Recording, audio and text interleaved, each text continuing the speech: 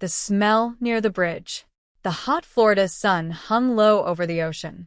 Cars moved slowly across the long highway that connected the small islands of the Florida Keys. Tourists laughed. Families took pictures near the water. Fishermen stood quietly near the bridge, waiting for a catch. It looked like a normal afternoon. But a few feet away from the road, something terrible was waiting to be found. A fisherman named Carl walked through the grass near an old gravel path close to Vaca Cut Bridge. He carried a small bucket and a fishing rod over his shoulder. The wind coming off the ocean was warm and sticky. Then he stopped walking. A horrible smell filled the air. Carl covered his nose. "At first, I thought maybe it was a dead animal," he later told police. But the smell was too strong. Too strange. Carl slowly stepped closer to the bushes. Flies buzzed loudly around something on the ground. His heart started beating faster. Then he saw it. A human hand. Carl jumped back so quickly he nearly fell into the dirt. "Oh my God," he whispered. His hands shook as he pulled out his phone and called 911. "Please send someone," he said quickly. There's a body out here." Only minutes later, Tape it off. No one police gets cars near. raced toward the What a bridge mess. with Look at lights this. flashing Yeah. blue This and changes red. everything. Deputies from the Monroe County Sheriff's Office stepped out carefully. Tape it Some off. No one gets officers near. moved toward the trees What a while mess. others Look at blocked this. the Yeah. area from This tourists changes everything. and traffic. Deputy Lisa Moreno walked first toward the bushes. The smell hit her Tape it off. immediately. No one gets She near. pulled her shirt What a over her mess. nose. Look at this. Yeah. Then she This saw the changes body. everything. A woman lay on the ground near the trees. She had no clothes on. Dirt and leaves covered parts of her skin. One arm bent strangely under her body. Deputy Moreno looked away for a second. She had seen dead bodies before. But something about this scene felt different. This did not look like an accident. More officers arrived. One of them quietly spoke into the radio. "We may have a homicide." The crime scene quickly became busy. Yellow tape surrounded the area. Photographers began taking pictures. Detectives were called to the scene. And somewhere far away, the killer was still free. Detective Matt Pitcher received the phone call while drinking cold coffee at his desk. The moment dispatch said the words "unidentified female body," he felt a heavy knot form in his stomach. Thanksgiving weekend was beginning soon. The Florida Keys were already crowded with tourists. If this was murder, the killer could disappear fast. Pitcher grabbed his jacket and headed toward his car. As he drove down the highway, he thought about the details. A naked body, near a remote road. No identification. That usually meant one thing. Someone wanted this victim to stay unknown. When Detective Pitcher arrived, the sun was beginning to set. Orange light spread across the water. Officers stood silently near the body. Pitcher walked slowly toward the scene. His eyes studied everything carefully. The broken branches, the disturbed dirt, the drag marks near the road. This killer had moved the body. And maybe they had made a mistake doing it. The medical examiner carefully rolled the body slightly. That's when everyone saw the bruises around the woman's neck. Pitcher narrowed his eyes. Strangulation. There were also cuts and scrapes on her arms and head. This woman had fought for her life. Definitely homicide, the medical examiner said quietly. Pitcher nodded slowly. He looked around the gravel road nearby.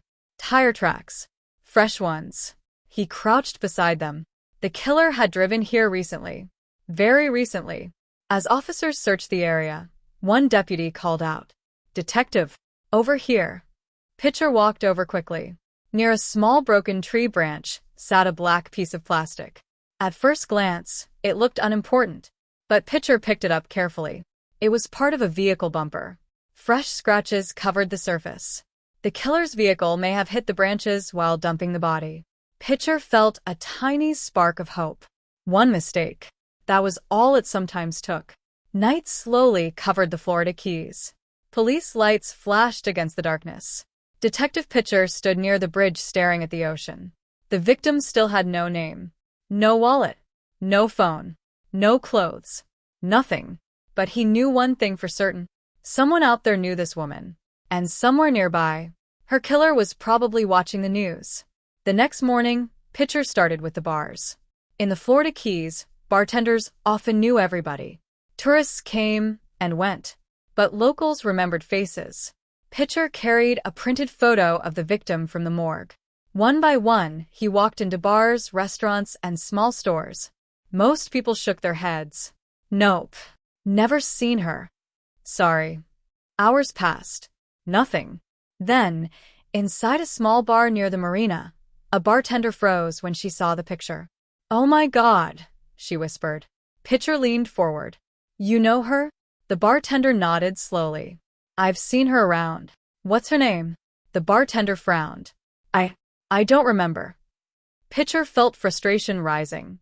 But then another worker walked over. "She worked at Sunset Grill," the woman said suddenly. Pitcher's eyes widened. "Are you sure?" "Yes," she answered. "I remember her." What have we got? Finally, a lead. Detective, Less than 20 signs minutes of a later, struggle. We found blood. police arrived at Show the me. Sunset Grill restaurant. This way. The trail The leads into manager the looked woods. shocked when detectives showed the photo. What have we got? "That's Michelle," she said sadly. Detective, signs of Michelle. a struggle. We found blood. Finally, the Show victim me. had a name. This Michelle way. was The trail 51 leads into years the woods. old. She had moved to Florida from Wisconsin years earlier. Her life had become difficult after struggling with addiction and homelessness. But people who knew her described her the same way. Kind. Gentle. Good-hearted. She talked about her children all the time, the manager said softly. Pitcher wrote notes carefully. Every victim mattered. Every detail mattered. And now the case had changed. This was no longer an unidentified body. This was Michelle. A real person. A mother. Someone who deserved justice. While Pitcher continued interviewing people, another detective worked on the broken bumper piece found near the body. The piece was sent to a police officer known for understanding cars. Hours later, the answer came back. "It belongs to a Dodge conversion van," the officer said. He even sent a photo. Black and silver. Pitcher stared at the picture. Now they knew what they were hunting. A damaged van. Probably with missing bumper parts. Somewhere in the Florida Keys. Police immediately began checking security cameras from gas stations, stores, and traffic lights. Hour after hour, officers searched through footage. Cars passed. Tourists walked by. Nothing. Then suddenly, there, an officer shouted. Everyone crowded around the screen. A black and silver Dodge van rolled slowly through the camera view. The front bumper was damaged. Pitcher felt adrenaline rush through his body. Zooming "That's in our now. vehicle," It's he damaged. said. This is The it. timestamp showed the van driving only Replaying hours frame by before frame. Michelle's body was Get every discovered. detail. The killer had been close. Very close. Police quickly ran the license plate. The owner's name appeared on the screen. Stephen Matthew Wolfe. 58 years old. Pitcher began reading the criminal history, and his blood ran cold. Years earlier, Stephen Wolfe had killed before. As a teenager in Idaho, he helped murder an elderly man during a robbery. He had escaped jail once. He had a long history of violence. Drugs. Mental problems. Animal cruelty. Pitcher leaned back slowly in his chair. This was not just another criminal. This was a predator. And, if they were right, he might already be planning his next victim.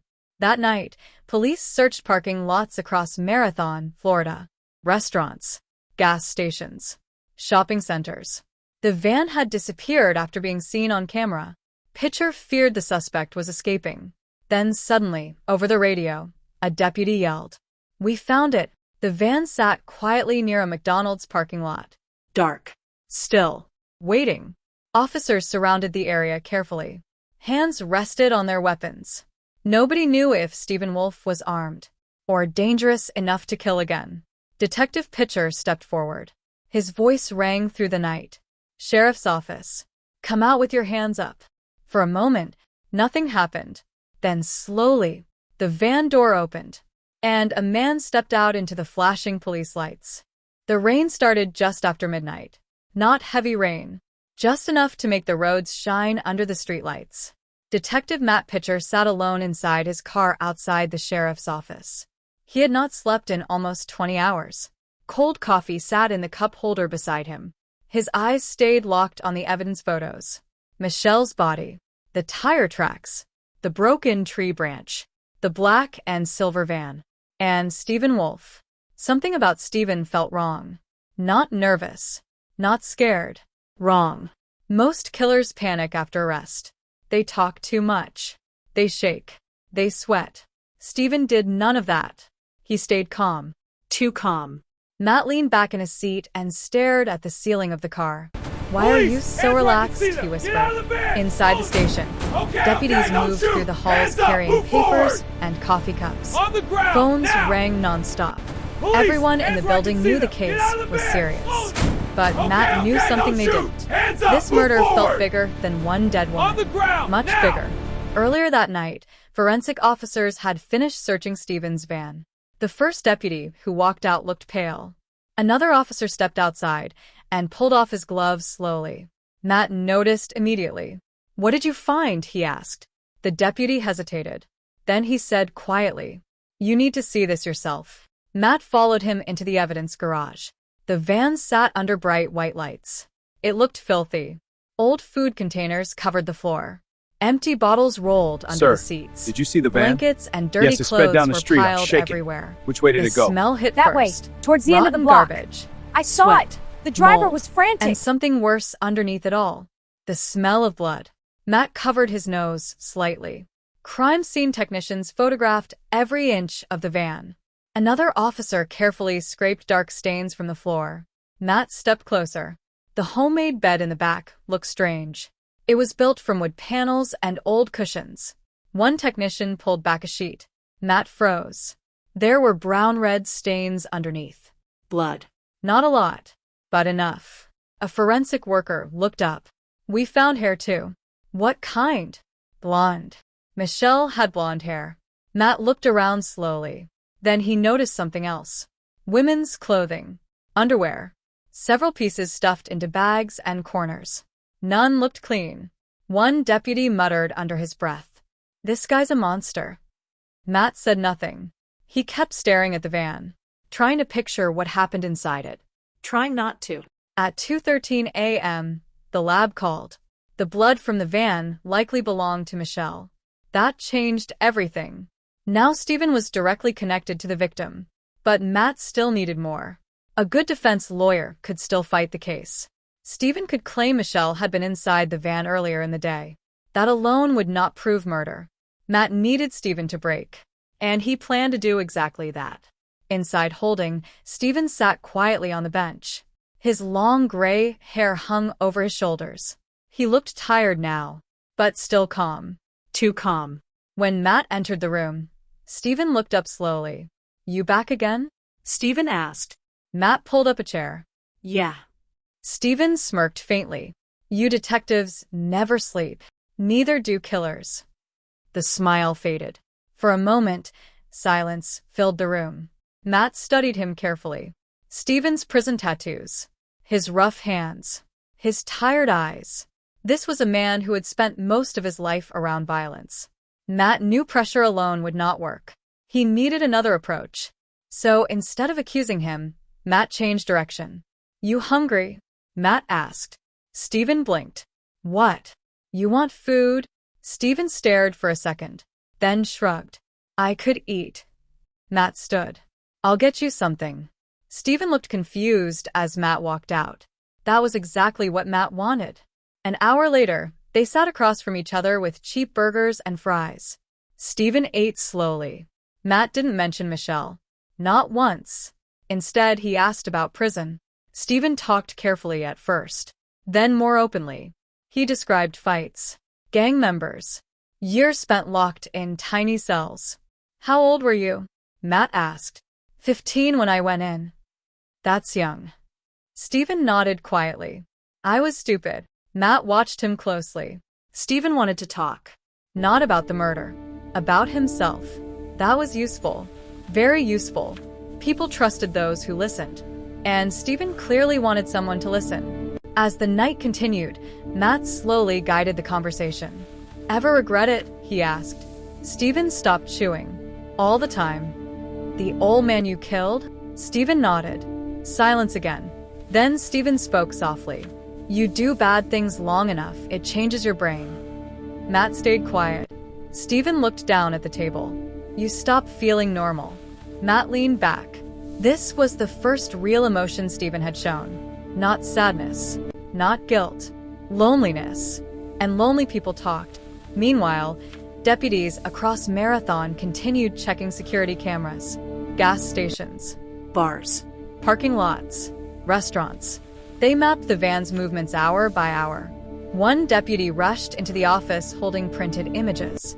We got him near the highway around midnight. Another image showed the van near a dumpster. Then another, near the bridge, closer to where Michelle's body was dumped. Matt spread the photos across the table. The timeline was tightening. Every camera pushed Stephen closer to the murder. Then another deputy entered. "You need to hear this." He handed Matt a report. A bloody shirt had been found inside a dumpster near where Stephen parked earlier that day. Matt's jaw tightened. Testing. Lab's working on it now. If the blood matched Michelle, the case would explode wide open. At sunrise, the station buzzed with energy again. Deputies arrived with fresh coffee. Phones rang nonstop. The local news had already started reporting on the murder. Residents were scared, especially the homeless community. Many of them knew Stephen. Some feared him. Others stayed silent. But fear makes people talk eventually. And by morning, Tips started pouring in. one woman called saying Stephen often drove around late at night with women inside the van. Another caller claimed he had violent outbursts. Then a third tip changed everything. A man claimed Michelle had been living inside Stephen's van. Matt read the note twice, then immediately stood. "Get me everyone who knew Michelle." By noon, deputies interviewed local homeless residents near the library. Most looked nervous speaking to police. One woman named Tracy sat smoking a cigarette while answering questions. "You knew Stephen?" the deputy asked. Yeah. "Did Michelle stay with him?" Tracy nodded slowly. "Sometimes." "Were they dating?" She shrugged. "Something like that." "Did they fight?" Tracy laughed bitterly. "All the time." The deputy leaned forward. "What kind of fights?" "Bad ones." Another cigarette shake trembled in her fingers. "He scared her sometimes." That sentence stayed in Matt's mind. He scared her sometimes. Later that afternoon, Matt reviewed Stephen's criminal history again. The deeper he looked, the darker it became. Animal cruelty reports, violence, drug abuse, prison assaults, psychological evaluations labeling him highly dangerous. One old report stood out most. Lack of empathy. Matt stared at those words. That explained the calmness. Stephen didn't react normally because he didn't feel normally. That terrified Matt more than anger ever could. At 4:40 p.m., lab results finally returned. The blood on the shirt matched Michelle. The room went silent. Now they had physical evidence connecting Stephen to the murder scene, the van, and the cleanup. One deputy smiled. "We got him." Matt didn't smile, because something still bothered him. The underwear, the extra blood, the strange items inside the van. There were signs of other women, possibly many others. Matt looked toward the evidence garage again, then quietly said, "How many people did you hurt, Stephen?" No one answered, because nobody knew. That evening, Matt prepared for another interview. This time, he would push harder. He entered the room carrying photos. Stephen looked tired now, less confident. Matt sat down slowly, then placed the crime scene photos on the table. Stephen avoided looking at them. Matt noticed immediately. "That's Michelle," Matt said quietly. Stephen stayed silent. "We found her blood in your van." "Nothing. We found her hair too." Stephen swallowed hard. Matt leaned closer. "This is your chance to tell the truth." Stephen rubbed his hands together, then whispered, "I didn't mean for things to go bad." Matt's heartbeat rose slightly. Finally, a crack. But Stephen suddenly shook his head hard. No, that's not what I mean." Matt stayed calm. "What do you mean?" Stephen stared at the wall. Long silence. Then, "She wasn't supposed to die." Matt felt cold crawl up his spine. Because guilty people often revealed the truth one small piece at a time. And Stephen had just taken the first step. Outside the room, deputies watched through the glass. Nobody moved. Nobody spoke. Inside, Matt kept his voice steady. "Tell me what happened." Stephen closed his eyes tightly. For several seconds, he said nothing. Then he whispered, "You wouldn't understand." Matt leaned forward slowly. "Try me." Stephen finally looked at him. And for the first time since his arrest, Matt saw fear in his eyes. Real fear. Not fear of prison. Fear of the truth coming out. And deep down, Matt realized something horrible. Michelle might not have been Stephen's first victim. Not even close.